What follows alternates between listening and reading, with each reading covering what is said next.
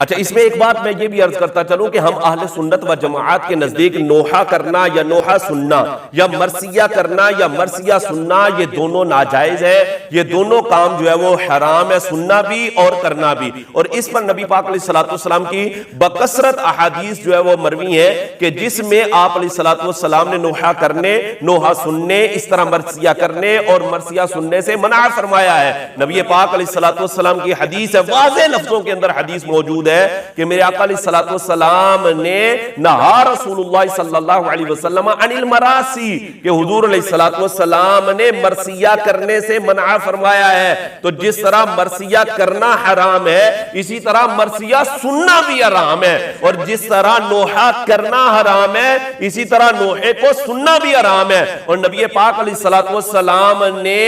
یہ فرمایا ہے کہ یہ نوحہ کرنا، نوحہ سننا یہ زمانہ جاہلیت کے کاموں میں سے ہے، اور حضور علیہ السلام کی احادیث سے یہ بات پتہ چلتی ہے کہ یہ مرثیہ کرنے پر نبی پاک علیہ السلام نے لعنت فرمائی ہے۔ لہذا یہ نہیں ہے کہ میں نے تو تھوڑی دیر کے لیے لگایا تھا، میں نے تو جناب ویسے ہی لگا لیا تھا، میرے دوست نے کہا تھا تو میں نے لگا لیا تھا۔ او بھائی، یہاں پر دوستیاں نہیں نبھائی جاتی، یہاں پر یہ نہیں دیکھا جاتا کہ میں نے تھوڑی سی دیر کے لیے لگایا تھا۔ نبی پاک علیہ السلام کی حدیث ہے کہ حضور علیہ السلام نے ارشاد فرمایا من تشبہ بقوم فہو منہم، فرمایا کہ جس نے کسی قوم کی مشابہت اختیار کی وہ انہی میں سے ہوگا۔ لہذا مرثیہ کرنا، مرثیہ سننا، نوحہ کرنا، نوحہ سننا یہ ہم اہل سنت و جماعت کے نزدیک بالکل جائز نہیں ہے۔ اور اعلیٰ حضرت رحمت اللہ تعالی علیہ نے فتاوی رضویہ کی 24ویں جلد کے اندر اسی چیز کو بیان فرمایا ہے کہ اہل سنت کے ہاں مرثیہ کرنا، مرثیہ سننا، نوحہ کرنا اور نوحہ سننا یہ دونوں کام حرام ہے۔